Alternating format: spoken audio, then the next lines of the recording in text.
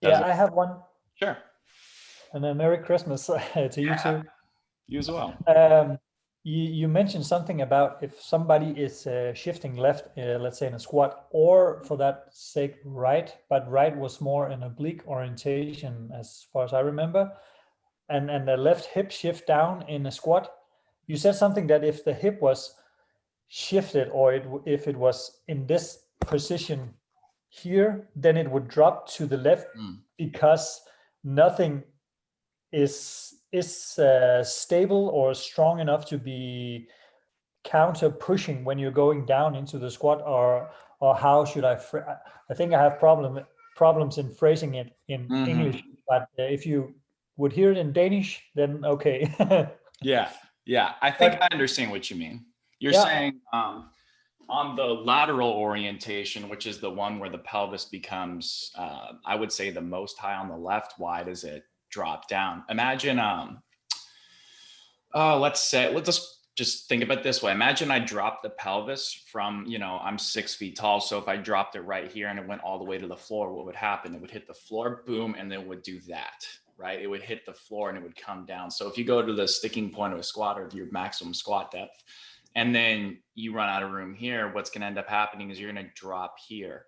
And then it's going to look like you're shifting left in your squat, but really what you're doing is you're just dropping your left pelvis down. So it's basically just physics and gravity at that point. And it's just the pelvis trying to, just like in a butt wink, trying to find that counter nutation. Here it's just trying to find a neutral position. So it's just basically evening itself out. All right, thanks. So let's make an assumption that if I were to do then some adductors and some glute med on same side, on left side, could that eventually, because yes, I have tested it and seen it happen, uneven the pelvis, and then I actually have seen an equal, or sorry, a straight squat down afterwards. Yeah. Due to that the body's awareness of now I can feel my muscles there, so I can uneven more, or I can even more equalize more. Again, sorry for my no worries. Yeah, no, I think you explained it fine. And just to clarify, so you're saying if you give someone adductors and muscles that help pull them into the left side at that point, and they present with a more symmetrical squat, is it because they're more aware of those muscles or they're more integrated within the squat? Is that your question? Yes, it is. And yes, it is. Okay. Yeah. So, you want to add to it? Let me do that afterwards. And I can see my name is Karina Trosborg. That's my wife's name. Sorry for that. No worries, man. Yes. So a lot of people with a lateral orientation will say something like, I know my pelvis is forward more on the left. And then throughout the testing, what you end up telling them at the end is it's not forward, it's just higher. And what we need to do is it is forward and higher, but they will say like, no, I really do think that my left hip is in a position where it's back more. That's what they will say. They'll say it's back more. Yeah. So just to start over in the right context, they'll say, I feel like my left pelvis is back, but no, it's just higher. And you have the perception of it being back, but that's not actually what's going on. So for them, that's what they'll feel. But really what you're doing is with these activities, especially something with like a left hip shift squat, what you're doing is you're pulling the pelvis back, which is not what they think is going on, but what they need. And then what you're doing is you're just basically starting from a more neutral orientation within the squat. I don't know, and there's no way to actually confirm this, I guess, unless you had some pretty high tech stuff, how much you're actually bringing that pelvis down. But what I think you're doing is, because you're recruiting the adductors and because you're recruiting the glute med, what you're doing at that point is you're recruiting muscles that get concentrically oriented around 90 degrees of hip flexion. So when you go to 90 degrees of hip flexion, those muscles are better leveraged to pull you into your left side more effectively, but you don't need to necessarily drop into your left side at that point, because you are now just more even at the bottom. You don't need to drop down. That makes sense. Cool. That makes sense. Yeah, cool. And he also represents with a low back issues on that left side. So that referring that he was being pulled back and up and being really tight in that QL, rectus spinae, whatever is in there, kind of really tight. Yeah. So it makes sense. My add-on was that I've been working a lot with C Health.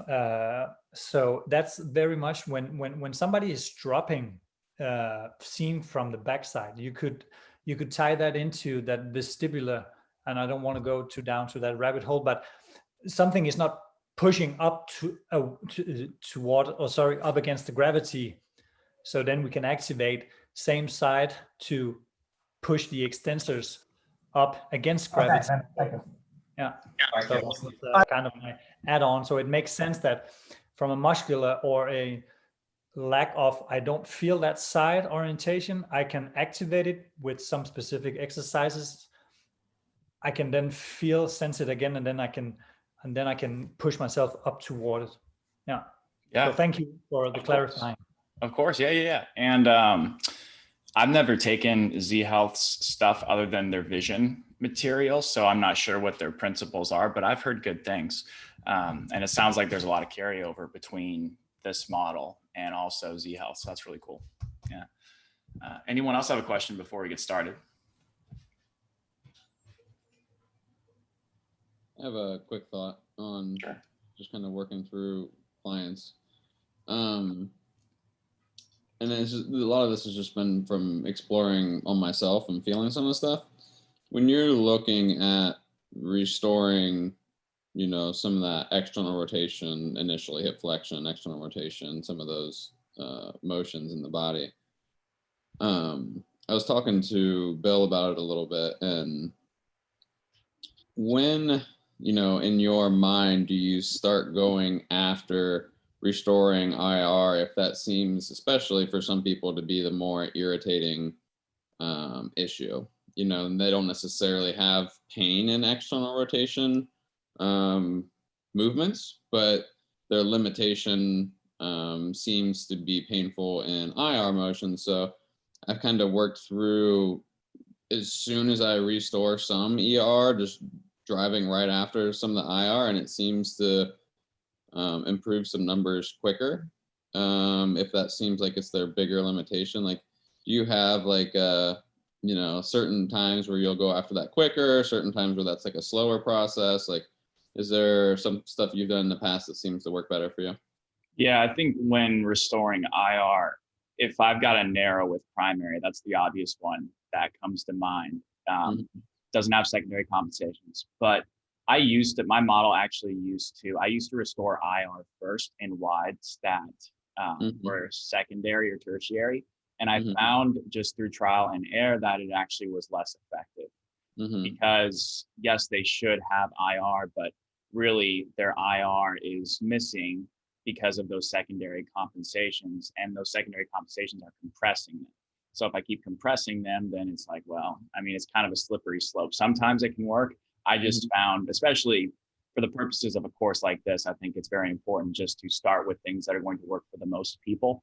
And for me, that is just restoring ER first. But I find when someone has pain in IR, usually it's a pelvis that is pretty torqued as well. So I know that I'm working with someone usually that has a degree of an orientation issue. And with those people, what I will do is I will even out their pelvis. I will go asymmetrical with them sooner rather than later. So I might not necessarily go through phase 1, phase 2 all the way, and then I will just give them something asymmetrical within like 2 weeks even. But that's something I don't really talk about in this course that much, because you start to get into the weeds a little bit, and if you know what I mean. Yeah, no, of course. So yeah, I would probably start to think about asymmetry if someone has pain in IR, because often what you'll do is you'll just get that pelvis to get to. But oftentimes what I see is pain with right side IR, and usually with an orientation issue, they're pinned trying to find IR. So if you can even it out, usually that pain and pinching sensation, that impingement goes away. Does that answer your question? Yeah, I mean, I do a lot of hands-on work with most of my clients, and I tend to see them every other week, and it seems to really help starting off, you know, restoring some ER, restoring some basic motions, and then I've had some good success with getting some of those people just to do a lot of the same exercises unilaterally, just to start to feel that sensation on one side or the other. Yeah. Just to get people walking normal again and doing all that other stuff that they're going to be doing all day, every day. But I was just curious, just on your end of things, where you've found some sticking points or some things that have worked better for you, different types of people. For sure. Yeah, I think just looking at how asymmetrical they are is probably where my mind is at the current moment, with what I'm seeing and working through these orientations more and more and finding them more and more. But if someone didn't have an orientation issue and they had pain with IR, I'm probably going to think about what their overall, like, posterior, anterior tilt is. And then from there, you can usually draw some conclusions. Sometimes a posterior hip capsule stretch can be very beneficial in those situations. Hopefully that helps. It's just very individual, you know what I mean? No, of course. I was just kind of picking your brain a little bit. Sure. Yeah. Anyone else have any questions? Cool. All right. Well, let's get into this one. I love this week. So I'm excited you guys are here for it. Let's see. I'm recording. Let's get going. Okay. So just right out of the gate, what I wanted to say is this information is not something you just look up on Google right now. I mean, it is, but you have to dig and you have to kind of really know what you're looking for. There's someone, or really multiple people, where I got this information from, and I believe they're on the forefront of this, primarily Evan Piken and also Aaron Davis. Those two people have been fundamentally absolutely been extremely helpful. I took Evan Piken's equivalent of what I'm doing with you guys right now in this course. It was a one-on-one thing, and Evan's phenomenal. He's ridiculously brilliant. And I couldn't recommend that you guys check him out enough, because almost everything I'm talking about today has been inspired from his material. So go check him out. Also look at Aaron Davis. They've done some work together as well. Aaron Davis used to work at Train, Adapt, Evolve, although I'm not sure what he just rebranded his company to. But I have a podcast with Aaron as well, and it's really, really good. So I recommend you guys listen to that podcast after you listen to this presentation.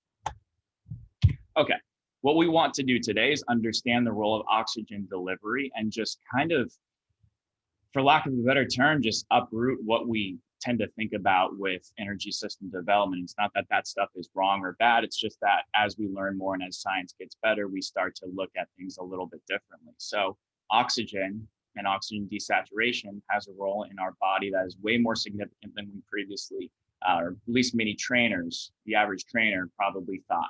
And also, it's going to play into a little bit of hypertrophy training as well, which I think is really fun. And then differentiate between different types of limitations in endurance activity and how that relates to the respiratory biases we've talked about. The beautiful thing about this material is it's ridiculously, it just translates over so well to everything we're talking about. I was actually pretty blown away when I learned this for the first time. And then understand a basic progression for programming for team sport athletes as well, because a lot of what we're talking about today is going to be very much, it's in depth, and it also is something that's going to be hard to implement in a very large setting really effectively.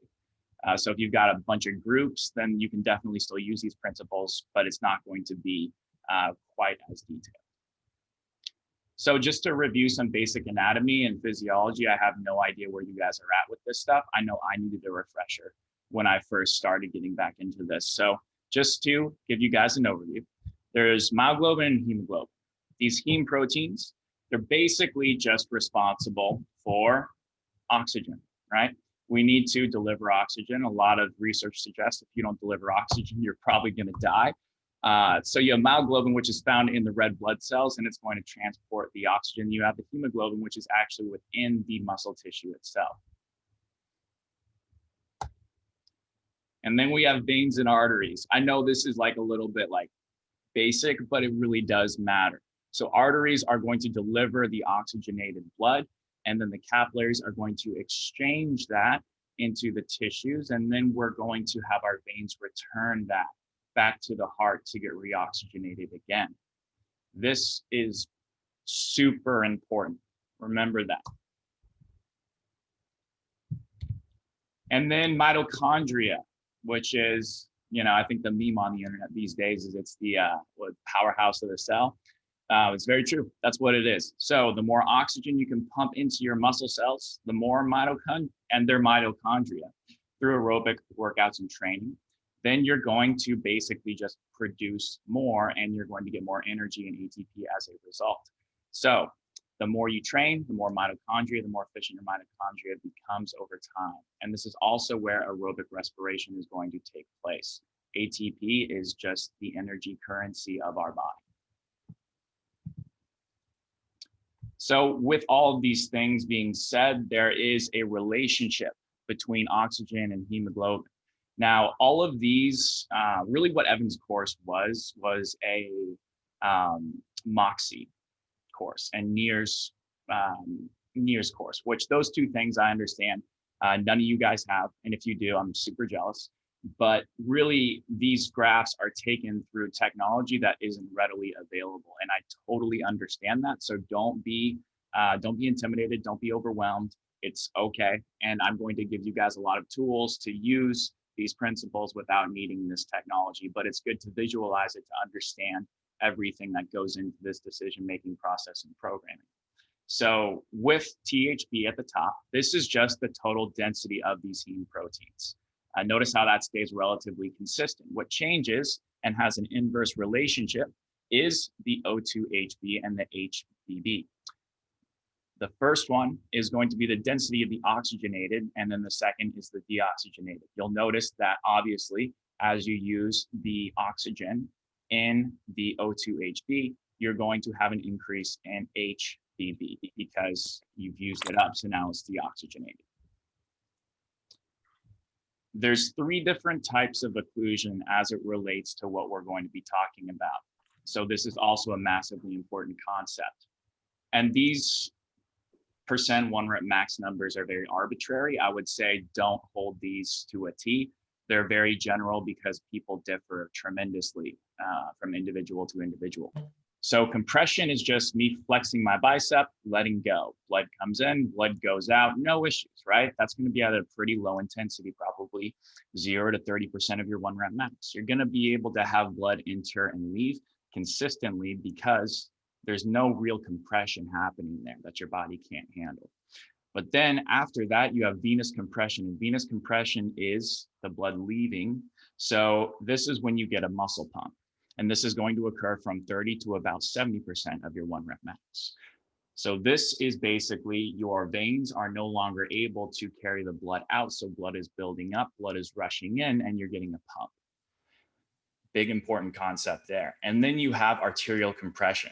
This is when things are starting to break down. You probably have 1, 2 tops reps left in your set. Your sprint mechanics are breaking down if you're running, and things are just starting to look a little bit uglier than they were in your first few reps. This is basically waste products not going out, oxygen is not coming in. You are really at the end of the line here. And we can also put these on the force velocity curve to get a little bit more of a visual right here. So low load, high velocity is going to be more compression. And as you get to the higher end of things on the upper left of the graph, you're going to have arterial compression. So this study right here was there's not a whole lot of literature on this stuff yet, but there is some, and it's promising. So in 2013, basically what this person was doing was a set of front squats. And this individual had a MOXIE device on. And what you'll notice here is at 20%, 60%, it's kind of hard to see right here, but I believe these are 10% intervals, if I'm remembering correctly. You'll see that it continually goes down and down and down. So as we start the set, we have a lot of oxygen, but we use that oxygen up. What happens is that as we get to about RPE 80%, then we're going to recruit more motor units. This is what happens when we break down our tissue in a set of hypertrophy training, or really just any sort of weight resisted set that fatigues us. We're going to use the oxygen within the muscle, and then we're going to start recruiting the muscle fibers more themselves. You'll see he went up a little bit right here because he just took a break because he was getting tired. So he probably took a couple of breaths at the top. So the goal of hypertrophy, therefore, is to desaturate the muscle completely of oxygen to recruit more muscle fibers. Why do people want to get a pump when they train? It's because they want to take all the oxygen out of the muscle, get that venous compression where blood is no longer leaving the muscle. So they start to recruit more motor units. And that happens around RPE 8, which lines up very well with the Schoenfeld study. I don't know if you guys saw it. I don't expect you guys to look at my story all the time, but on Instagram, there was a post I made citing the Schoenfeld study saying this is going to matter a lot. And I know we're talking about hypertrophy right now, but this is also going to play into some of the energy system stuff in a second here. So this lines up with what he found. And what he found was that RPE 8 is actually very ideal for building muscle, because you can think about it this way. You can get up to, you know, a set and go to failure. You can do that. That's an option. But what you're going to end up doing is, let's say you're doing a set of bicep curls. Your bicep is going to get very fatigued, and you're going to start kicking in other elbow flexors to help you get the job done. So you might kick in your brachioradialis more. You might kick in really just anything that's going to help you get it up. And this is what happens when we go to failure. You're no longer isolating that muscle. You are now just compressing and getting everything that you want to recruit in order for you to lift that weight and complete the task. That's why form starts to break down, because you're just kicking in anything you can. Or what you could do is you could not go to failure, and then you could do another set going to RPE 8. You probably wouldn't need that much rest if you went to RPE 8. And that would potentially, depending on the context of your program and the individual you're working with, be a better choice than just going to failure all the time. I'm not saying failure is bad, but I'm saying it might be something worth considering. And obviously, you should think about programming failure within certain contexts of programs. It's definitely a good tool. So just to summarize this graph right here, in the green, we have compression. Yellow, that's venous. And at the end, arterial.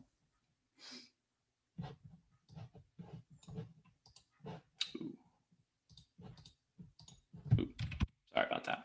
So something I've been using a lot more lately with people who want to build some muscle, but also, you know, I work with a lot of people that are rehabbing from injuries as well. So what I will generally have them do as they progress through the program is give them a range of sets and reps, and weight to use, and sort of like a matrix, right? So I'll say 3 to 6 sets of 10 reps on a squat, you know, 290 to 310 pounds.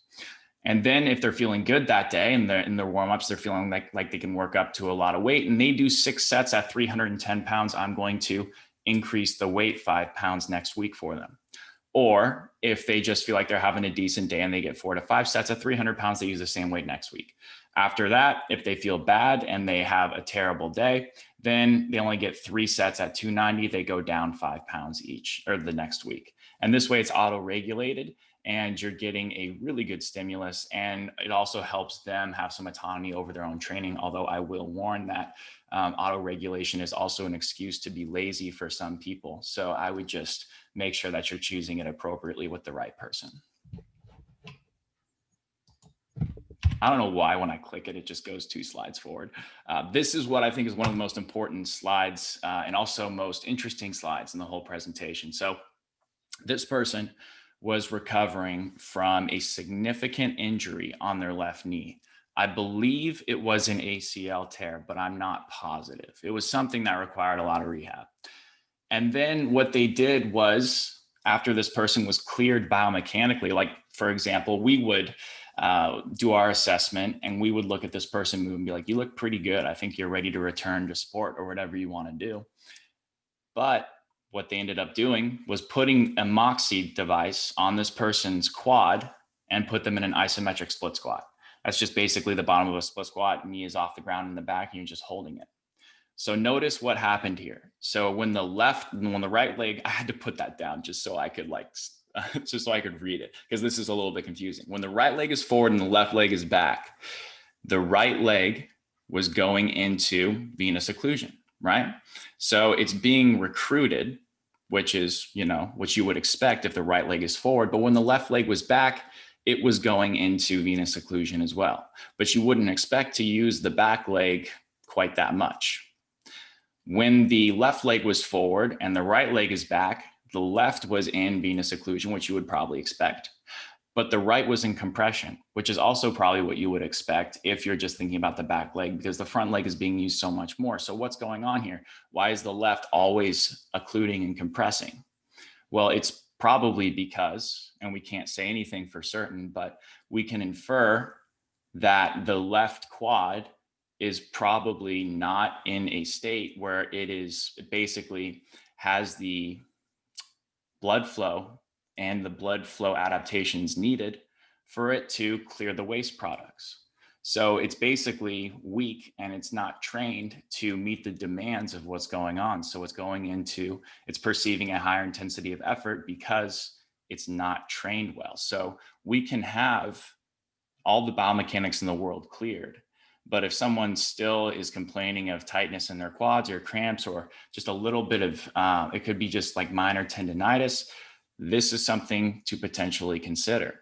This person probably has a quad that loves to compress because maybe they don't have a good left hamstring, right? Maybe their left hamstring isn't helping them, and maybe they're just stuck in a more forward orientation on that left side, right? We can start to theorize a lot of things when it comes into this, but you can sort of think about how, and I know you don't have a Moxy device, you can start to think about how this would play into injury rehabilitation potentially. Another thing that they did, and I didn't see the study on this, but Evan was telling me that they were looking at a baseball player, a pitcher that had elbow pain. And I believe he ended up getting Tommy John, but what they did was place a Moxy device on his quad. And what they found was this person couldn't plant correctly on their quad when they threw their left quad as a right-handed pitcher. So what ended up happening was that left leg was getting fatigued because it wasn't trained well enough. And then they were starting to compensate through their pelvis and then through their rib cage. And then their elbow started taking more torque because they couldn't plant correctly. And then everything up the chain started to compensate, which is fascinating. And this is like the rabbit hole of all rabbit holes. So I wouldn't even go there right now if I were you guys. That's like some next level stuff right there, but I think it's really interesting. Okay, let's get into endurance training a little bit now. So this is what you would see in a lot of exercise physiology textbooks. And is it wrong?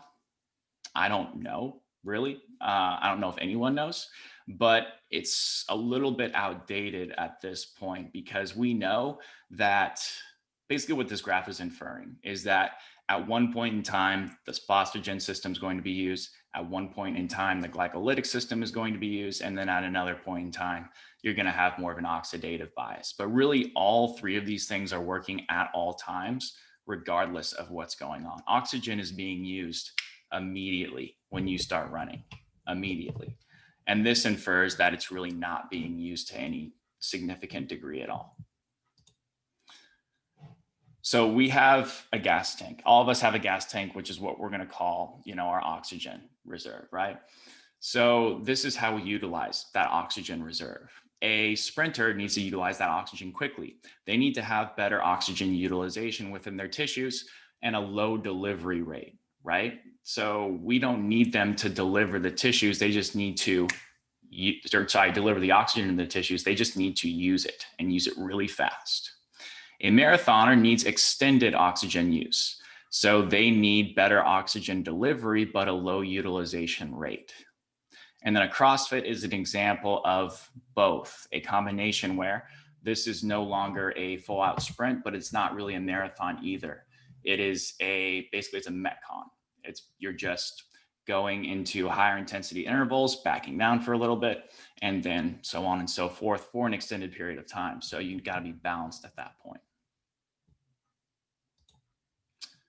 In terms of what happens when we start to get to the end of our gas tank, we have 4 different types of compensations.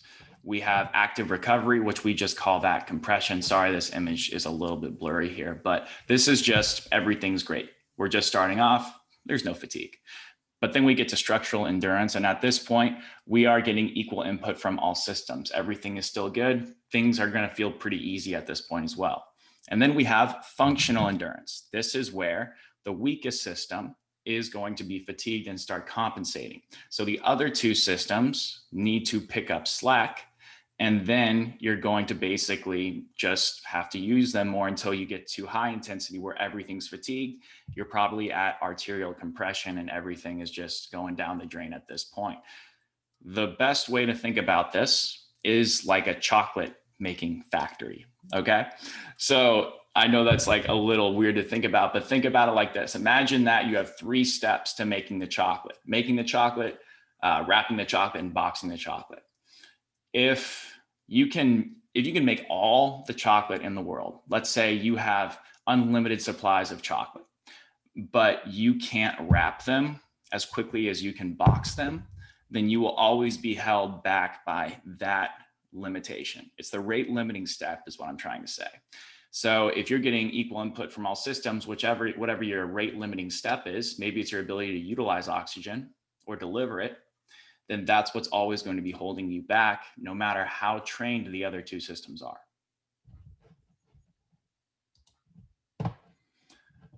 Okay, now this is another graph that was taken with a Moxy NIRS device, and this is kind of confusing to look at for the first time. But the green right here is the oxygen. The orange right here is the heme proteins. And then you have the heart rate, which is in the red. So you can think of the orange as blood flow, and you can think of the O2 as how much the oxygen is being used, and then how much comes back in during the rest intervals. And the heart rate is obviously just the heart rate. So if you look at what happens here, the oxygen goes up, up, up, up, up, and then it starts to go down. And this is an indication that the oxygen is being used. The little spikes are the rest intervals. So it's being used because the graph is going down. Therefore, using oxygen is not an issue for this person. Their heart rate continuously increased and it did not plateau out. Therefore, it's not a delivery issue because the heart is still delivering blood. And if it was at the end of its limits, it would just plateau out and say, I can't help you guys anymore. I'm just going to become more useless at this point. So the cardiac system is not stressed. Therefore, it's not a delivery issue.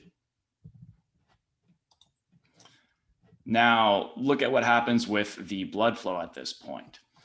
It starts to progressively, this is the hardest one to see too, the orange right here. It starts to, it's like a pretty even increase. It's like a pretty steady increase if you look at the rest intervals right here until you get a massive spike right here. So tons of blood flow is being rushed in at this point. This is also near the end of the training session, so this person's probably pretty tired. So if carbon dioxide is not being cleared, then you're going to open up your arteries as a vasodilator. And that means that this person is more respiratory limited because this person cannot clear the CO2. So the arteries are having to open up to rush that blood back in. And then you're going to be limited as basically because your respiratory system cannot actually work along with the delivery and also utilization aspects of things. So the rate limiting step is the respiratory system in this regard. And I know you guys don't have a Moxy NIRS device, but I'm going to give you some tools to determine what these limitations are based on some tests you can run. So the first one is called speed preservation training. This is something you can do as long as you have the ability to row or run, or you can really do anything. You can do an assault bike if you really wanted to. But ultimately what you're going to do is compare the pace of the shorter event to the longer event. So for example, I would want to compare my 2K row to my 5K row, and you would plug it into this equation and you're going to get a percentage. The question you're asking is how long can they maintain the first number pace for the second number pace? So you can then plug it into this table and you're going to get spit out probably where they're going to be in terms of the respiratory or delivery. I will say right out of the gate that generally speaking, utilization people you don't see as much. And you'll see why in a second. But if you're more type A, you're probably more delivery limited. Your ability to actually deliver the blood is going to be your issue. And then if you're more type G, you're going to be more respiratory limited. So these are your individuals that are, think about your marathon runners. They tend to be more respiratory limited. Delivery limited people tend to be people more like me, and you'll see why in a second. And if they're a mix, if they're somewhere on the spectrum of like a D, then they're somewhere in between.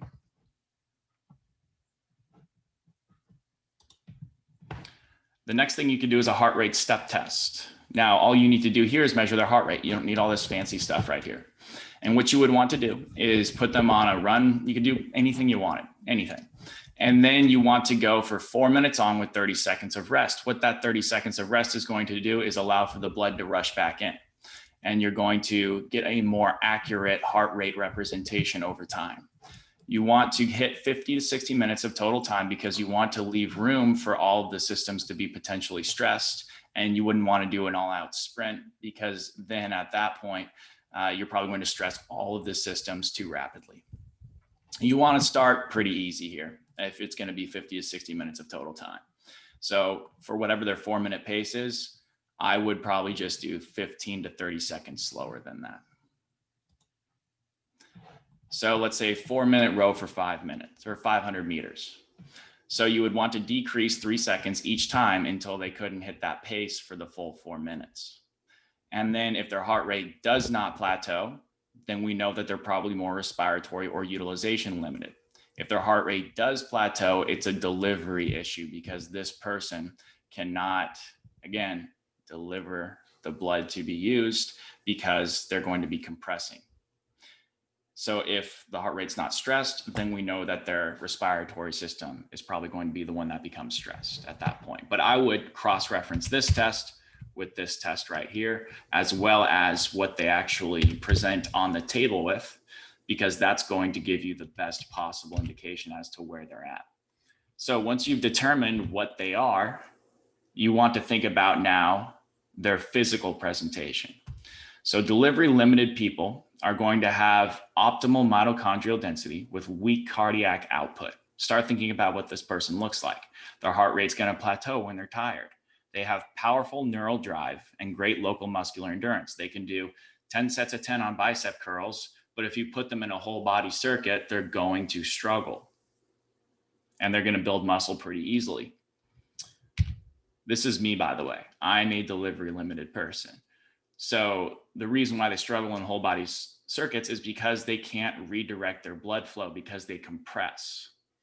So they're going to cut off the blood flow from their non-working tissues to redirect more to the muscles under stress. So for example, if I was doing a set of bicep curls and then I went immediately into, I don't know, split squats, I'm going to struggle to do those split squats in that whole body circuit because all of my blood's going to my biceps.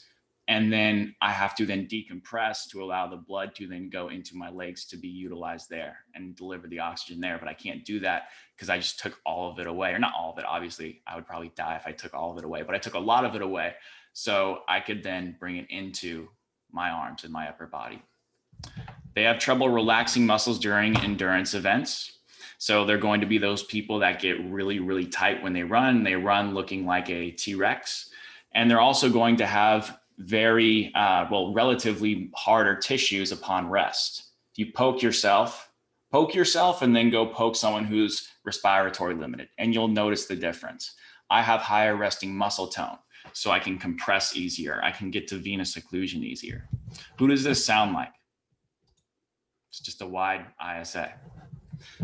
Wide clavicle angle as well. We'll talk about the clavicle angle in a second. They're going to have increased thoracic kyphosis, and they have broader shoulders, which allows for more anterior expansion. So they're not going to be as prone to kicking on their neck as someone like a narrow might be. So these people are going to be able to get that anterior expansion, but they're also going to be compressed, right? Someone asked the other day, why do we call these people compressed? This is a reason why we call them compressed, because these people are going to shut off their blood flow much sooner than the respiratory people because of that compression. If we want to train this person in energy systems, we want to train them to fully desaturate, but also allow for optimal delivery. That means that we don't want to put them on an assault bike for 30 minutes and say, good luck, don't ever stop. Because what they're going to do is they're just going to compress And then you're just going to be training you're not going to be training the rate limiting step at that point. We want to train eccentric and yielding capabilities in the weight room because these people are very concentric, right? They can produce force very well, but they cannot yield very well. And then low tension, short intervals. So the tension shouldn't be max because they're going to compress and start treating it like a strength exercise as opposed to an energy system training session. And then this is the big key right here. No pumps, no muscle pumps. Because if you're doing that, you're getting venous occlusion, and then you're not actually going to clear the oxygen, and it's a vicious cycle. This is the vicious cycle that happens. If let's say you've got a wide ISA who's, they're doing a circuit or they're doing some sort of assault bike session. So you got a wide ISA on an assault bike and they're going at it. And then all of a sudden they don't have enough rest in between their sets. So they keep going and they start to compress their quads and they start to compress their legs and they get venous occlusion in their legs. So blood is no longer exiting. So the blood builds up. That means less deoxygenated blood can get back to the heart to be reoxygenated. And then at that point, you're not going to be able to take that potentially reoxygenated blood and deliver it to the tissues. So it's a vicious cycle that keeps going and it keeps going and it keeps going until they flat out get really tired because they don't have the delivery at that point. Now I'm going to give you guys a couple of examples of training sessions you can do. So the goal with this is to gradually desaturate at the same rate that they're going to increase cardiac output through the working muscle. So the first way you could do that is a 500-meter row, increasing the pace every 500 meters, starting off relatively slow. So if I did, 7 minutes for a 2K on a row, and that was my pace, I would want to go 10 seconds slower per 500 meters and then increase each width by 5 seconds. And then you would want to go until you saw them basically just plateau that heart rate. So you want to make sure that they are have a heart rate monitor on or some sort of device that can measure that. The second thing you could do is a 60-second assault bike, increasing wattage each interval. I think you guys kind of see the pattern forming here. Continuing until heart rate no longer increases linearly, and then rest to recovery for 3 to 6 sets. I hope this is making sense so far. When it comes to these people, it's all about watching their heart rate. Another thing you could do is a 90-second 200-meter row, just starting off easy and then progressively bringing it up and up and up. And then you would want to have them rest for an extended period of time because you had them go for an extended period of time relative to where they're at, right? So then you would repeat that for 2 to 3 series. If you wanted to go a little bit longer with these people, like let's say you need a quote unquote aerobic day, then I would say, okay, here's an assault bike, get on it. And I want you to burn 250 to 300 calories, start at 50% of your max intensity, and then gradually build to 85%. We wouldn't want to go higher than that because that would be really likely that they're going to venous compress, get a pump in their legs. And then at around the 10-minute mark, they should be roughly at about their 30-minute pace. And then the last 3 to 5 minutes should be hard, but tolerable, because if it's too hard, you know what they're going to do. Now, if we're in the weight room with these people and we're trying to do a circuit style workout, this is what I think I've been doing probably this more than anything else with my clients. Because I find that it's really engaging and it feels like they're, lifting weights, but they're really just doing an energy system development session. You split up the body into different parts, just like a bro split, and you want to do opposing muscle groups so that they're not going to compress and get a pump in the muscle that they're, because you don't want to do like front squats with split squats, right? Because then they're just going to get a pump. So 1 hour of light work, usually an hour that's starting off pretty intense. I would probably start with a half an hour, and then something like 6 dumbbell front squats. And then all this stuff is supersetted, all of it's supersetted.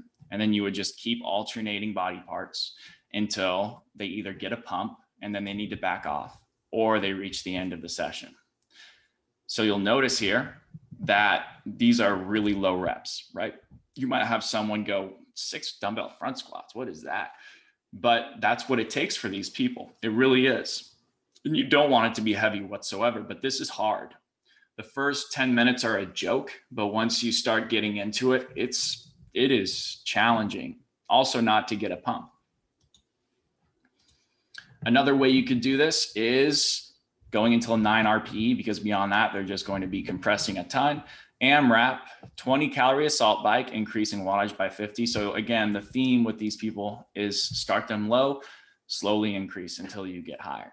And then rest 20 to 30 seconds for the transition into the 250 meter ski ergometer, increasing the pace by 5 seconds until you're at obviously 250 meters, and then rest 90 seconds and then repeat for an AMRAP until you're at 9 RPE.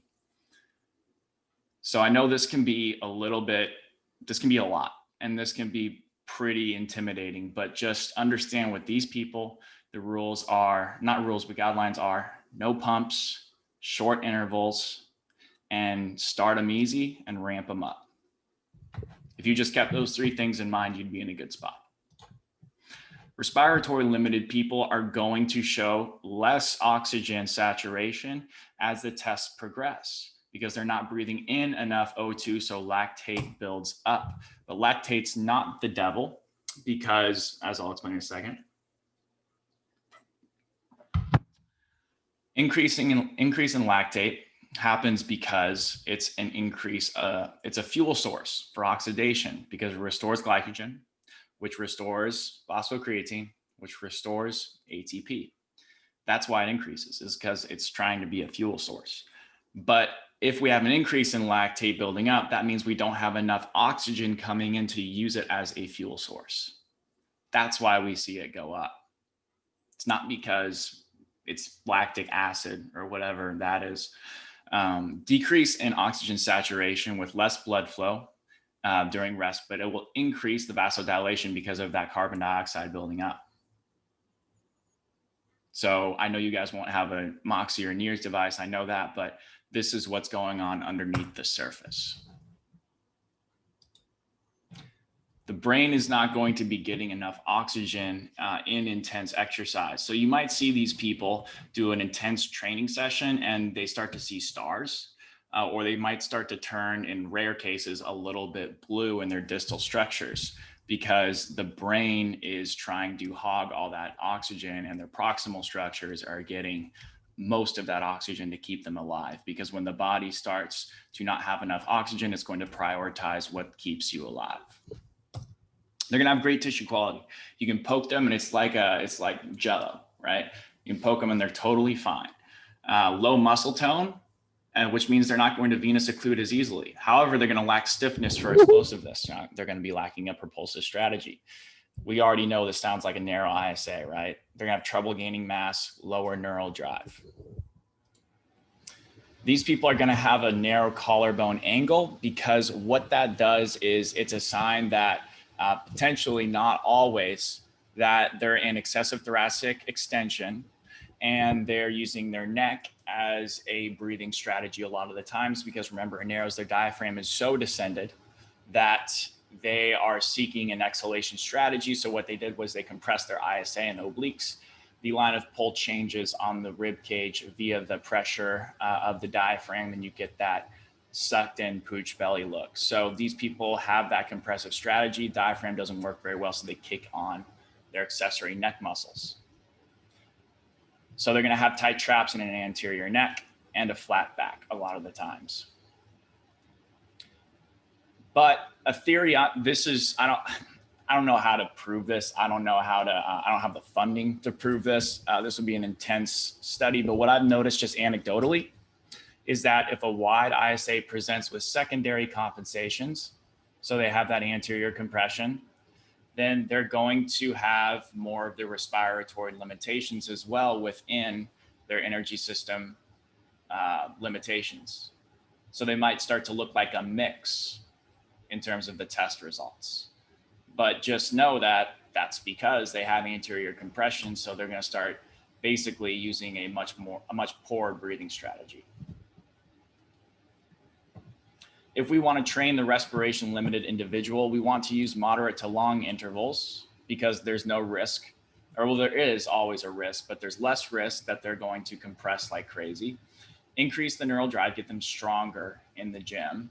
And balloon breathing techniques can be extremely beneficial. This is the first time I'm really talking about a balloon in this course, which is ironic that I'm doing it in the actual, training section of it, and anterior rib cage expansion for obvious reasons.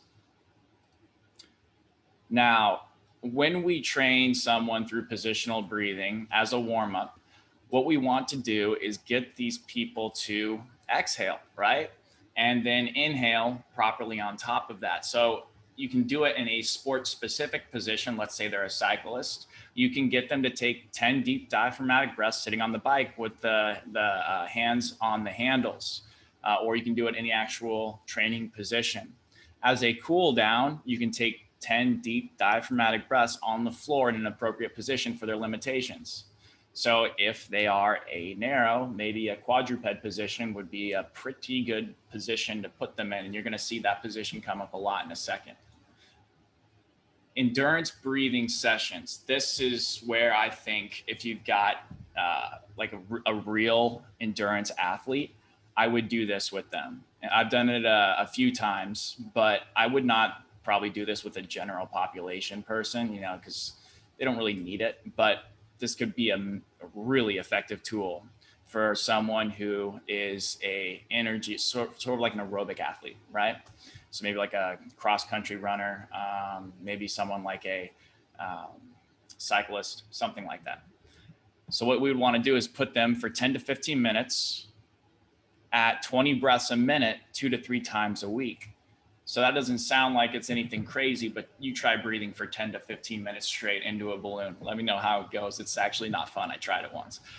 So you want to add 5 minutes each session as a form. It's just like progressive overload. That's all we're doing here. And then once they can comfortably do 30 minutes, increase the breathing rate by about 5 minutes and then back them down to 10 to 15 minutes. That just sounds like programming. That's just like periodization, right? And then the general goal for most people would be 40 breaths a minute for 30 minutes. That takes a while to get to, but that would be an indication that you are now increasing their basically ceiling for their respiratory limitation. So breathing and being able to do that controlled under fatigue is going to be much easier in terms of training it through this as opposed to not using this. Because we do want to, on top of this, also make sure that they're doing some sort of positional drills, daily drills, correctives, whatever you want to call them, within their training sessions in the gym and also outside of that, if they can. Now, for longer duration aerobic training with these people, 45-minute AMRAP of a 500-meter row repeated for as long as comfortable. Now, you want to rest about 90 to 180 seconds between the sets, but you want to cut off when their biomechanics break down. So once you start to see them biomechanically compensate, you know that their breathing is probably going out the window, and you know that they're also probably just compressing a little bit as well. So big key here, watch for how they breathe. With these people, you're watching their breathing, you're watching their biomechanics. Whereas the first delivery limited people, you're watching their heart rate. After they get to the end of that row, then you would want them to go 2 minutes in a quadruped position, breathing, getting that anterior expansion, and then resuming the timer after that. I hope that makes sense. Another way you could do it, same thing, just put them on an assault bike at 75% max intensity for as long as possible. Once you see their biomechanics breaking down or they're breathing crazy through their mouth, then we know that we need to get them off of it. Because if you can breathe through your nose, that's more associated with aerobic training than mouth breathing. Mouth breathing is very much an anaerobic sort of breathing strategy. Whereas nasal breathing, if you're doing a longer duration training session, we should be breathing through our nose. For shorter intervals with these types of individuals, we would want to be doing 2 to 4 sets, or it's really just a series starting with a 150 meter row, And again, you can plug and play these numbers as you want, or you can change them as you get more experience with it. Then increasing the pace by 5 seconds, third row interval at 3 to 5 seconds higher, depending on how they do. And stop the third interval once they can't control their breathing, or they start mouth breathing, or they start to mouth breathe in a really compensatory manner, which I'm sure you guys would notice. You see their neck start to flare up. If they do a little bit of nasal and mouth breathing at the same time, sort of like that's not the end of the world, but once I start to see it get out of control, then we have an issue. We want to stop. Then 2 minutes in the quadruped position, focusing on breathing mechanics. That might be the hardest part of the whole thing. And then rest to recovery. But what if they're a combination of respiratory and delivery? Like you plug them in on that table I showed you earlier, and they're somewhere smack dab in the middle, and they're like a, I don't know, 24-year-old dude who has like a 100-degree ISA. And it's like, well, what do we do at this point? Well, what I would do is I would just combine those two methods into something like this. And this is where it can get a little bit confusing, but if you study those two separate types of training methods and you look at this one, it starts to make a little bit more sense. So the goal is to progressively increase the intensity with each step and hit both respiratory and delivery methodologies. So 2 to 4 sets or series of starting with a light row. So we're starting them off really easy, and then increasing the pace every 5 seconds or 500 meters by 5 seconds until they're at an RPE of 8. So this also requires them to understand where their body is at. Or you can use some sort of other objective fatigue measurement. Ski ergometer at 5 seconds faster than the final 500-meter row pace. So again, we're ramping them up. We're starting them easy. We're getting them up higher. And then rest until 8 out of 10 recovery, whatever that would be to that individual. And then the third step would be an assault bike at 75% of the max wattage for 3 to 5 sets until breathing mechanics are compromised. You see how we combine both of these things? So we started them off easy, and then we're building them up. Then we're finishing watching for their breathing mechanics to break down. Now, the utilization limited person is really rare, which I was surprised to learn for the first time when I did Evan's program, because I figured utilization, that sounds like a narrow a lot. But really what he said is that narrows are more respiratory limited. You're going to see that way more, and utilization usually happens when there's an injury that occurs, which causes the lack of utilization of oxygen within the tissues. So what we want to do with these people is train them to use that oxygen as quickly as possible and as fast as possible. So short and intense intervals, prioritize the ability to utilize oxygen via increased intensity and improve their strength overall and intermuscular coordination, which is associated with strength. And then watch for the biomechanics breaking down because they're no longer using oxygen effectively at that point. An example would be a Tabata workout. That would be perfect for these people because what you're doing is you're just going 8 minutes of 16 by 20 seconds all out. And then they should focus on proper breathing and also good biomechanics throughout the whole thing. But if they're going all out, there's a balance to be had with those things. Here's a case study that Evan had with one of his CrossFit athletes. And he put a NIRS device on the spinal erectors of this person because their back was blowing up during Metcons. They were getting a huge low back pump and they had a lot of back issues as a result of it. So what they did was had them do a 30 cal echo bike with a 20 deadlifts at 225, which is really light for them, and then 25 wall balls. And what you'll notice here is that they were fine at the start of the bike. But once they went into the deadlifts, they started to go into venous occlusion. And then at the end of the deadlifts, they were still in venous occlusion. But then what happened is they went back into compression in the wall balls. So clearly their back extensors were being heavily recruited during those deadlifts.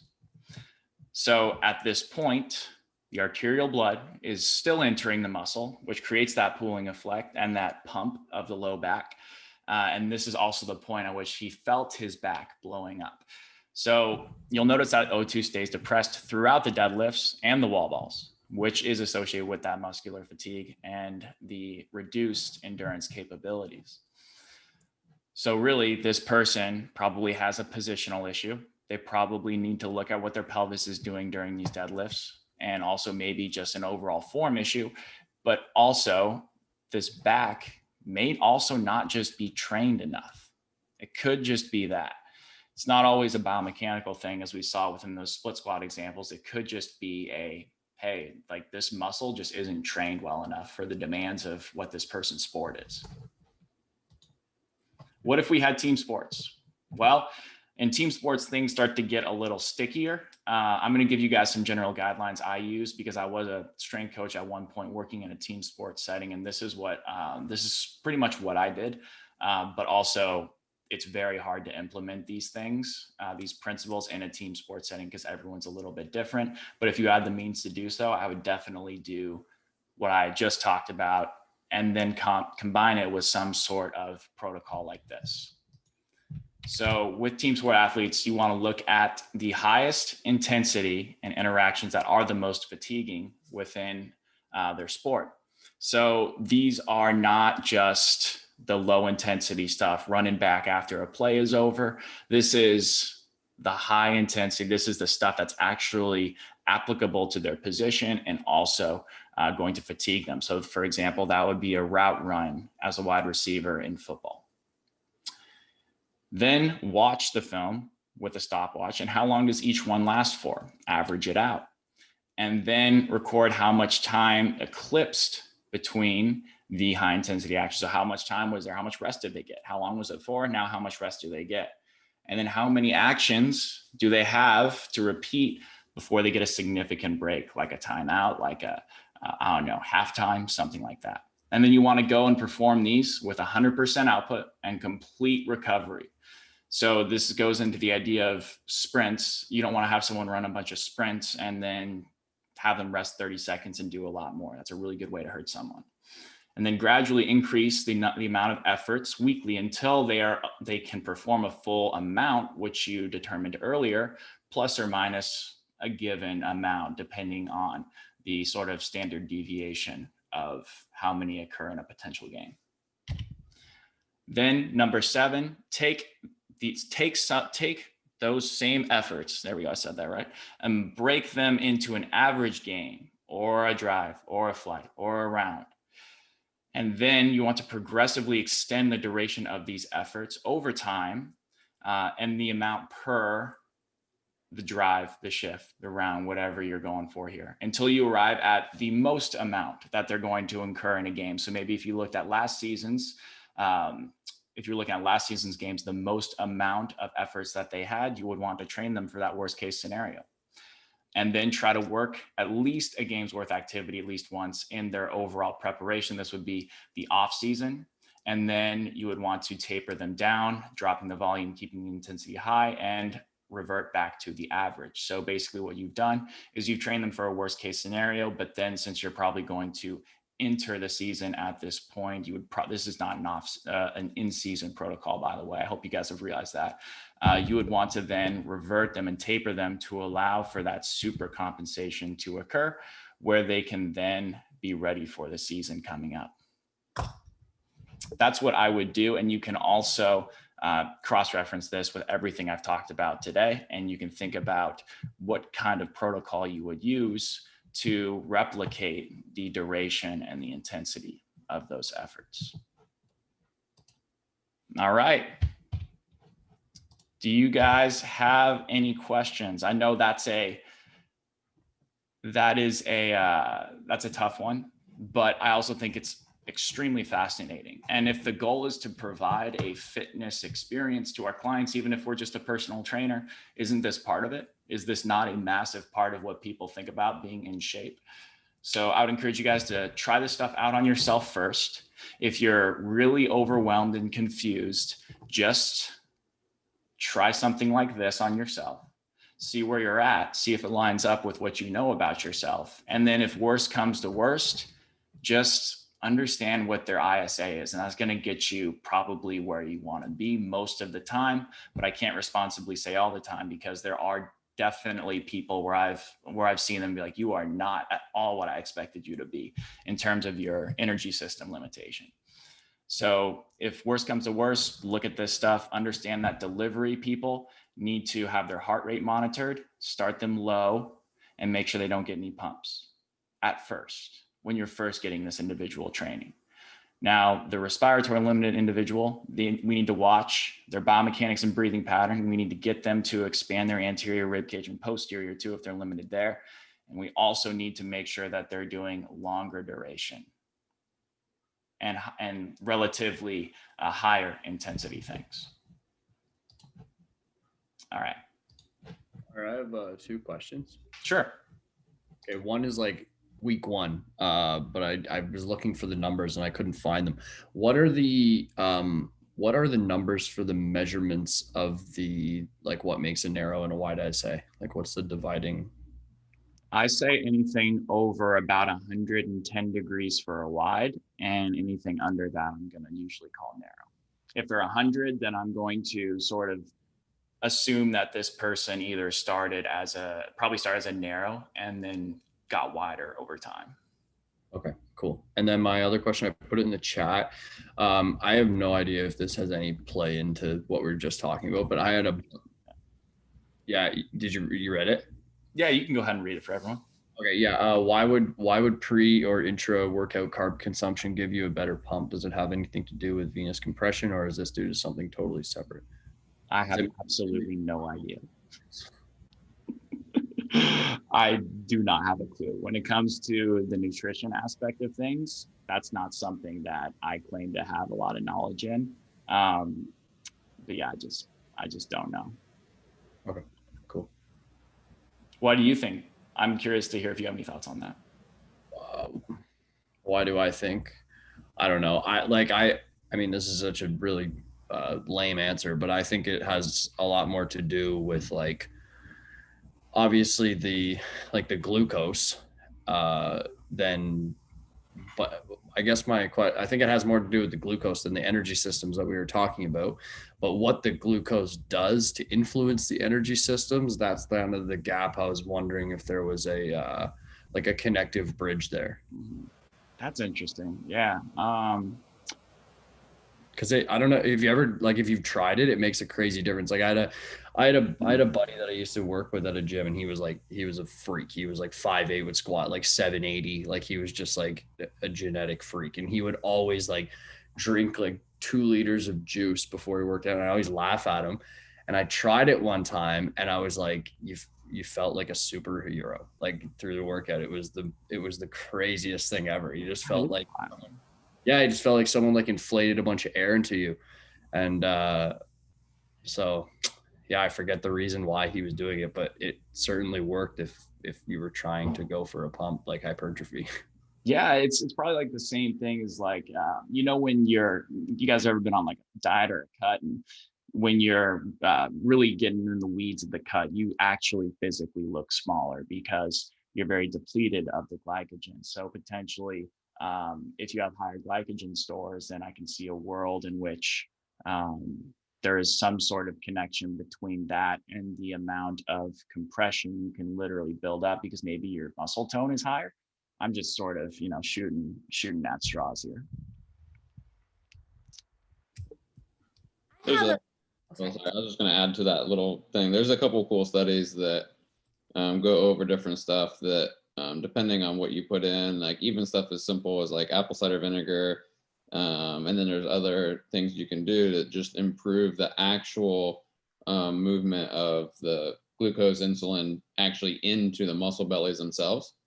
And there's certain ways to increase that. So you're probably getting a better contraction, I would imagine, at that point, which then could build up the compression quicker. So there's some different studies on the actual delivery of the glucose into the muscle belly. I think that makes sense. Thank you, James. What's up, Amy?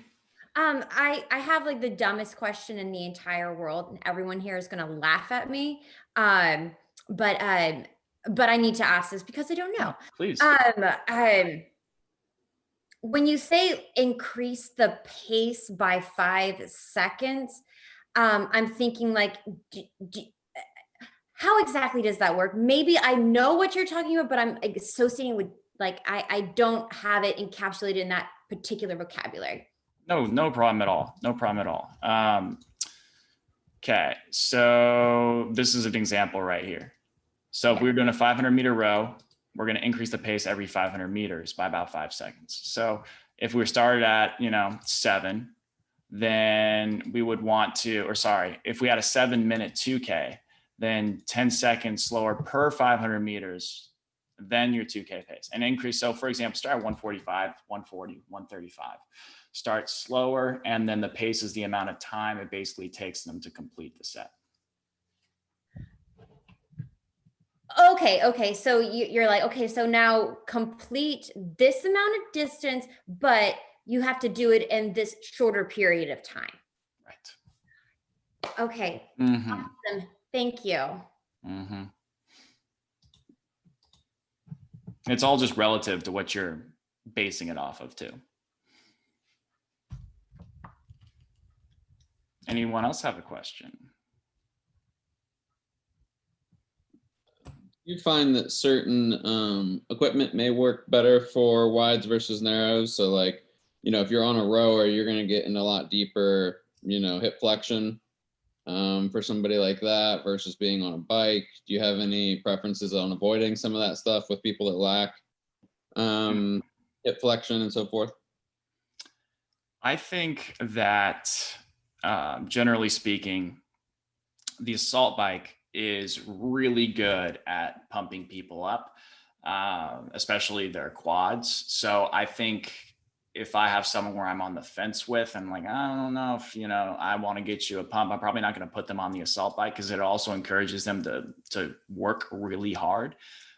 So I'm probably going to avoid that. But if I have someone who has the hip flexion, I really do like the rower, to be honest with you, because I find that it's not overtaxing one muscle group more than the other. So I do like the rower quite a bit. And honestly, I find that the hip flexion thing doesn't really, because you're not going deep, right? You're going to maybe like, I don't know, 90, 100-ish.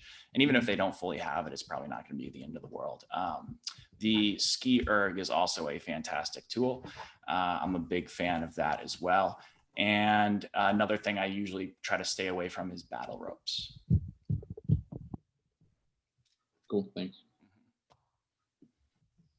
I just have another question. So wide ISAs, like what if you have a wide ISA and they want to do like high, they want when the days when you're not training them, they're like, I want to do a HIIT class. Do you caution them? Do you recommend they not do that? Or do you say, yeah, just make sure that, you're taking longer rest periods or? Yeah, no, I encourage it. I say, have your fun. Well, like also, this stuff is for, if you got like an athlete, right? This is, if I had an athlete and it's like the very beginning of the program, I would caution them, just be like, inform them and educate them. But if I have a general population person, I'm going to let them get after it. But I would just say, hey, due to the way your body is and your genetics, you need to take a little bit longer rest in between sets than most people or other people. And just make them, also, I wouldn't make them feel like they're, they have like something especially wrong with them, right? Like just half of people need this, half of people need the other thing. And that's just where you're at. So I would encourage it. And these things are really good for, one-on-one stuff and also small groups. But if I had a large group, then I would probably just use this to a lesser extent, similar to how you would program a group training session. You know what I mean? Just like the same exercise, just a little bit different depending on their needs. All right. Thanks. Yeah, I got a question. What's up, Phil? So a couple of weeks ago, you mentioned how you don't like using the term corrective exercise because that implies that something needs to be corrected and it might make the client feel a bit bad about themselves. So when we're talking to clients about like the wide ISA and narrow, kind of like identifying which side they're on. Mm-hmm. Do you ever mention it to them, or is it kind of a thing like among coaches where it's just like, oh, I was working with this client the other day, he was a narrow? Do you ever actually talk to your clients like, hey, you happen to be a narrow ISA, and or do most clients not really care about that? Like how That's a far good do you go in it with the client? That's a good question. I'm glad you asked. I actually used to. I do like the way I do it, just for context, is I give someone a half an hour free consult before they sign up to train with me. And what I do is I assess them, have like the little chit chat, and then I explain their limitations. And what I would do is I would break out the pelvic model and I would go through everything. And I just found I lost people as soon as I got into the ISA stuff, because you have to explain so much stuff for it to make sense. You have to explain what's going on with their pelvis. You have to explain what's going on with their rib cage. You have to explain all this stuff. And I just have gotten away from it, to be honest with you. And I don't really explain it to people. And I just explain biomechanically what's going on within their pelvis. I'll say, for example, let's say they have I got a wide and they've got, back pain, or, they're trying to improve their posture. I don't know. And I'll say, okay, your pelvis looks like this. I'll say, you're here. Now, the opposite of that would be this right here. We need to get you to get more of these mechanics than these mechanics. And I would just make it super simple for them. I wouldn't label it anything, but I do go into asymmetry quite a bit. I will talk about the right side dominance with pretty much everyone, because it gives me context for why their test results are asymmetrical. Fair enough. And to add on to that, like, you cannot tell a female that she is a wide ISA. That is never a good idea, ever, ever, ever. It's a great way to lose a client, by the way. Yeah. Thank you, Amy. So like I've steered away from that kind of language distinction as well. Yeah, I think having a girl tell us that is important. Because I've run into that before. I've made that mistake. We're a little sensitive to that because because as like women, like, we want to get stronger, not necessarily bigger. If you say like, oh, I'm gonna get you big and strong, we're like, oh wait, hold on a second. Like unless like that's what like you want to gain, like muscular mass to power lift. For the most part, like females really don't want to be associated with descriptions that are associated with like large or big or wide, like, but more stick to words of like empowerment, strength, stability, those kinds of things, because you will lose them if you use words that are comparative to like size and diameter. Mm-hmm. Yes, thank you. Yeah, that's important for sure. Yes. I made that mistake before. Oof. That's totally okay. That's totally okay. What's up, Tyler? Yeah. Okay, so when you're getting someone to go through, I'm asking questions from from previous weeks. I hope. Yeah, for sure. Yeah. It's gonna take me probably a couple weeks to have questions for this week. No worries, man. Okay, so when you're getting someone to go through like the stack, get the stack and learn how to properly exhale, obviously depending on their ISA, you're gonna want basically to see different things recruit. As far as like the obliques are concerned, I think of a lot. But one thing I find is like right under the top of my rib cage is like, it's like the abdominal muscles are extremely, like, I don't know why they are, but they're just very, very, they like to fire a lot. So, pardon me? Can you point to where that is? Yeah, it's like in my rib cage angles right here. It's like the top, or the top like ab and a half. It's like sure hack, and then it goes down, And I remember I was working with my coach before. That's what he was saying. He's like, dude, it's really I guess over or hypertrophied, you could say. But what I find is I have a hard time exhaling without having the kind of rectus recruit. Now I know you can change your position to influence that. I know like quadruped is going to be better than laying on my back. But because I know like Zach Couple says you don't want to feel anything really like Abby. He says you want to feel tension, but I'm kind of like, it's like a blurry line between how much is too much. What are you looking for? I say if you feel your obliques significantly more than you feel your six pack, and you can maintain that contraction while you inhale, you're in a good spot. I think I'm on the same boat with him. That was literally my next question. was I get a lot of like upper ab gripping, especially like throughout the day, and like doing body work on clients, like I'll realize like afterwards that like that shit like actually physically hurts the touch. And then like it just gets really, really sore. And then like if I have a day where I don't do a lot of body work, or I'm not doing constant tension on people and like working them through things, and then talking a lot too, that whole upper ab gets really tight. And that's when I tend to have more my back hurting and stuff like that. And even trying to do any of the breathing drills, like if I watch, there's like a little bit of a divot at the top if I try to finish my exhale. And it happens in any position where it looks like you can almost see the line between the six pack at the very top of the abs, even if I feel like I'm trying to get like a soft exhale and stuff like that. And that's literally the only thing that I can notice, unless I play around a lot more with like trying to breathe out less as a narrow. But it does seem to like really kick on hard, and that's the days where I tend to feel crappy at the end of the days, when I've really noticed that upper ab doing a lot of work.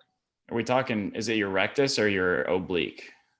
I mean, I can literally see like at the top of the ISA, there's like a little line that goes down about that far as I exhale that sinks in. It actually like divots in while I'm trying to finish that exhale. And you can just see that tension through there. It sounds like it's your six pack. Yeah. So, I mean, but I feel like I'm getting that consistently with trying to exhale. It's really hard to not get that no matter what. Mm-hmm. And I think that is like you using a little bit of your rectus strategy. I'm based on the context of that, without having like seen that, I would say that is a rectus, almost certainly some degree of that kicking in. So I think the sort of cop out, but also I think correct answer in this context is more sideline positions, because that's going to utilize gravity to your advantage. Also, like even side plank positions I find are really effective, like a 90-90 side plank. Get those obliques to have no choice but to kick on. And even sideline positions where you have a pillow or a towel underneath your oblique, which is going to concentrically orient that. The other thing, which is probably a little bit more, novel, is when you are doing those sideline positions, you are doing some sort of ground-based activity, the biggest mistake you're going to see is the sternum collapsing down in those positions. So you're going to be here, and people do sideline positions like this, and then I feel that top ab right there. So you got to get them to come up, and you got to get them to keep that sternum up, tuck right there. Now you're in a good position. Same thing with all four breathing quadruped. If you're here, sternum's depressed, I feel those six pack. But if I can just get more neutral, then it's a lot better. Mm-hmm. Yeah, I feel like that's the only issue I've had, either with myself or with a few other clients, is trying to transition them into those positions, and it just doesn't look right still, especially as the exercises get a little bit harder. It's just right back into trying to use too much six pack to do this stuff. And I can lay on my back, and as long as it's pretty passive, I can get it. But as soon as I start to throw anything in, you can just see that. And I know after like a long day at work, like that stuff is just locked tight. And just trying to manage that either with myself. And again, I just use that as an example for anybody else, is like, figuring out how to manage their day-to-day activities, so where they're not just falling right back into those same patterns consistently, that we're trying to work them out of.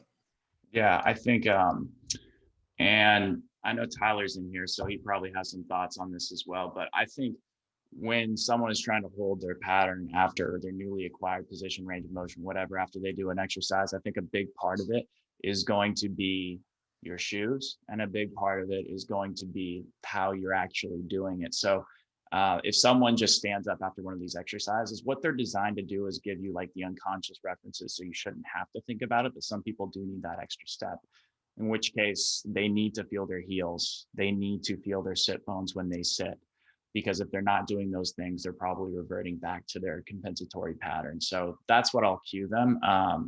And also, I think the softer exhale is probably going to be the best tool for that, and just an extremely long, soft exhale. I think most people exhale way too hard at first. And I think it's way better to go softer and for like 15 seconds as opposed to harder and for 5 seconds. Mhm. But do you find that if you do like a 90-90 side plank or a sideline position with something underneath your side, that you can get that top ab to shut off a little bit? Yeah, I can. It's just seemed like it's been Holding it. really tough to make any kind of transition from Yeah. one position to the other without wanting to use that, especially when it feels like that's what I use throughout the day all the time. Mm. When I'm working and stuff like that, especially just coaching and moving and talking, and then manual therapy, pushing and pulling on some stuff just to kind of work people through things and feel things. It tends to seem like that's just like the default to jumping right back into that.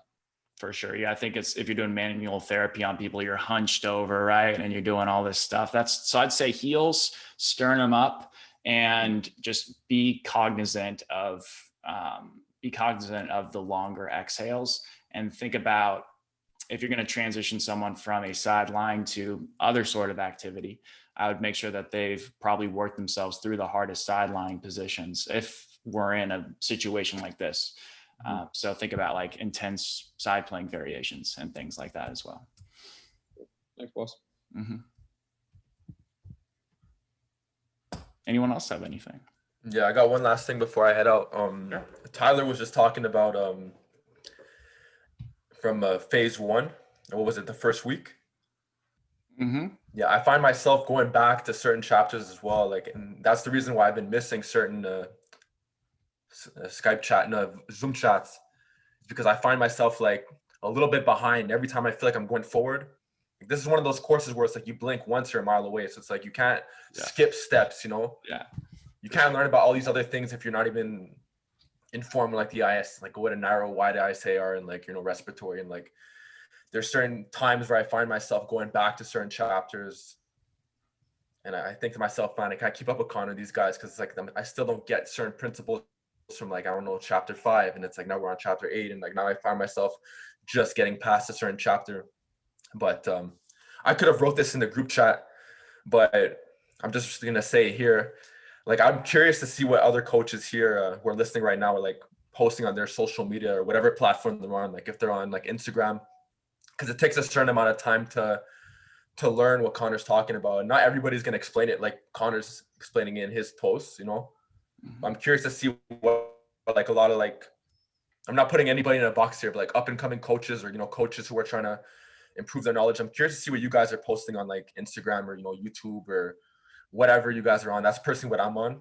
It's PG coaching. But like, if any of you guys want to like, you know, follow me, or I'll definitely follow back. And it's not about me whatsoever. I just want to see what you guys, people who are taking the course I'm taking right now, are posting on social media, because I understand too that we're in a time right now where we're taking in a lot of information, and it must be hard to also be producing information if like we're so occupied, you know, taking it all in. But yeah, I'm just curious to know like what you guys are posting, what you guys are getting from the course, what kind of content you guys are making right now, you know. So Yeah. and you guys want to like follow me on social media, I'll follow you guys right back. Yeah, Connor, I wouldn't mind answering this if you Please. Okay. What I've done really that's helps a lot. And obviously it's gonna be different for everybody, but the Zach Couples podcast, Infrasternal Angles 101, and all about the rib cage. Like, I'm not kidding you. I've listened to each of those like 6-7 times. And I just would like, yeah, bro, I just like go for a walk, or while you're driving or whatever, just put it on and like, I'm not even trying to understand everything, but you just hear this stuff over and over again. And those 2 podcasts really, really made a big difference.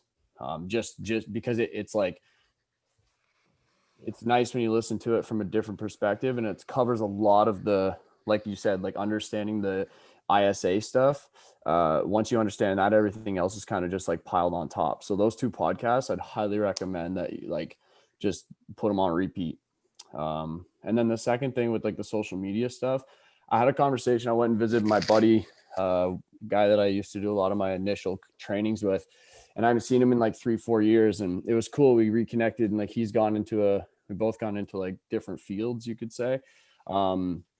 But he said something that really resonated with me, and that's why I wanted to share it with you. Was sometimes we overcomplicate our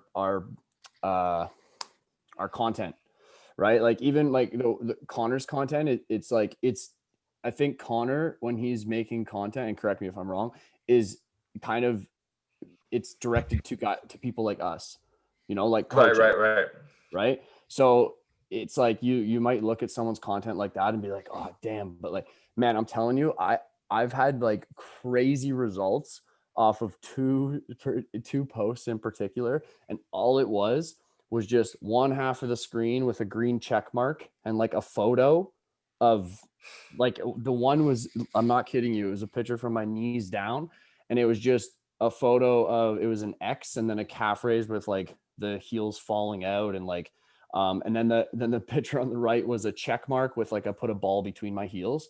Bro, this photo got like 350 saves, like it reached like 8,000 people. Like it was just, and I don't have like a crazy following. It was just crazy, and I've tried this over and over again just to simplify things. Yeah, that post right there, it went nuts. And then there was another one I just posted, the stack.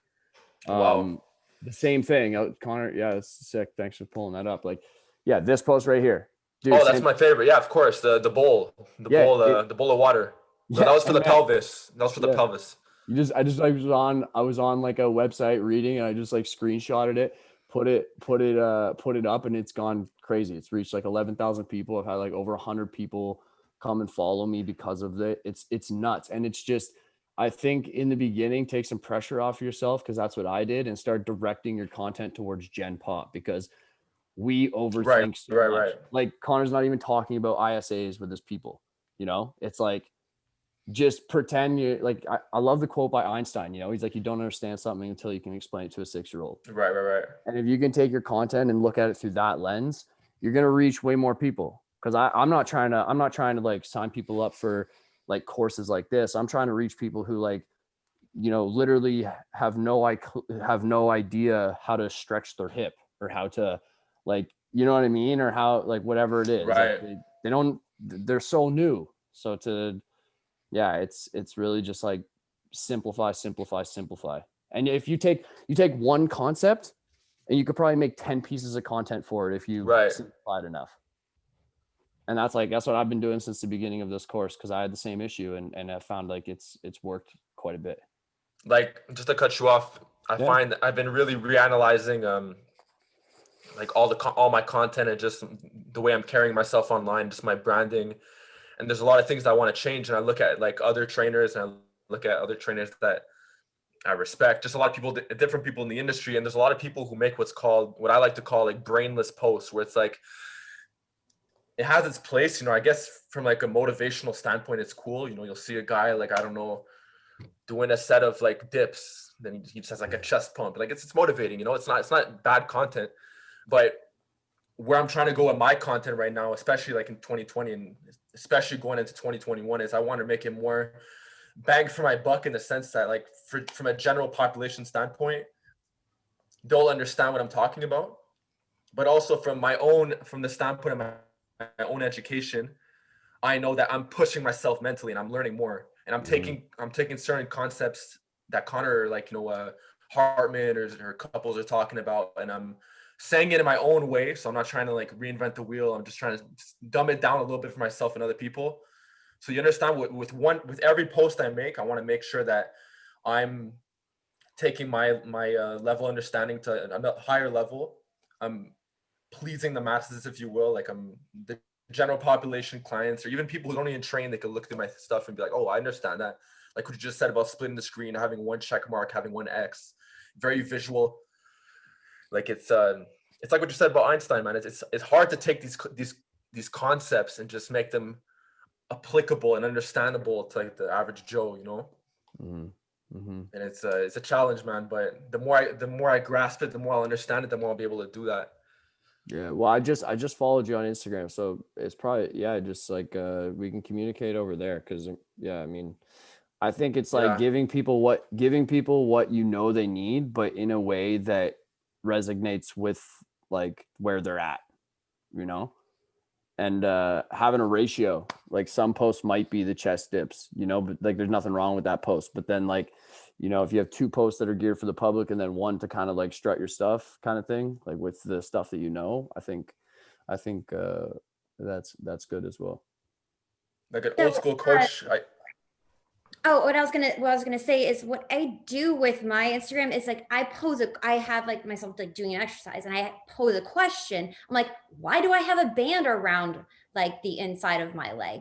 And I explain like, is this to make it like harder and to burn more calories? No, like what is the intention behind like this this modality? You know, like what I try to stress like in my like content is what is the intention, what is the adaptation, and people get that understanding that like we don't put in extra stimulus is not just to like make it harder, but that training, there's a difference between working out and training has a goal and a purpose. Right. Yeah. And yeah. I think Phil is a good example of someone who's in a good position to, because Phil looks like someone, I mean, Phil is big and strong, like that's what he is, but he like appeals to the crowd of those people that are looking for, you know, someone to look up to who is big and strong, and like he is where they want to get. And you have this knowledge now and you're acquiring it. So it's like, how are you going to get this involved with what you're doing? Because there's so many guys on YouTube that are just, you know, broing out, doing the same old thing, but you have a really good opportunity to take this information and make it your own and just sort of implement it within your own model and make it like applicable to people that are, you know, trying to get really big and strong. And I'm not sure how you would do that, but I'm sure if you think about it long enough, you would find a way to make it, you know, pretty enticing for them. Then all of a sudden you have a niche, and then, you know, it's game over, right? Then you are just someone who has a very unique skill set. So that's why I think is you're in a good position. Honestly, like everyone is, because we can all take this and apply it to our own little corner of fitness. Well, I'm trying to speak to people in their language, you know? Yeah. I understand that if I say certain things, and I think you do a great job at doing that too, you know? But Thank you. I think with the people that are kind of following me, like they're coming from more of like I want to get jacked, you know. They don't want to be thinking too hard. Right. It's like what you said. The best type of coaching is coaching without coaching. So it's like helping making the exercises do a lot of like the dirty work for you. You want to get them more tucked. They have certain restrictions. Let's put them on a floor press. You know, it's like let's get the knees above their hips. Like let's do ipsilateral lifts. Like let's do like there's certain ways you could do that, but it's all gonna come, man. I'm not too worried. Yeah, And I'm bro. really looking forward to reading the powerlifting book you wrote, man. Yeah, man. Yeah, I hope you like it. Yeah. I didn't get it yet, but once this course is done, I'm gonna. Oh yeah, I'd love to hear your feedback on that. And also, that's like my thing with this course is I try to make it. That's why I think having an advanced one would be good. But also, you know, people are coming from such different places, so it's hard to know what is going to work for most people. So if you guys feel like it's too fast or it's too confusing, let me know, because I don't know if like this week would be better in the advanced week or the advanced program or what, but ultimately I want to make it not overwhelming. So if you guys ever have any feedback, let me know. I'm just saying like you're doing super great. And this is someone who's coming from who was first, you know, spent many years just strictly as a full-time yoga teacher, and then made the transition 3 years ago to strength training. And you explain it extremely well and very digestible. So yeah, keep doing your thing, man. Thank you. You guys have anything else before we call it here? No, man, I appreciate it. No, All man, right, thank guys. you very much. Yeah. I really appreciate it, man. Good to see you, Happy Phil. New Year. Yes, Happy New Year. I'll talk to you guys on Thursday at the normal review time session. All Cool. right, See cheers, ya. guys.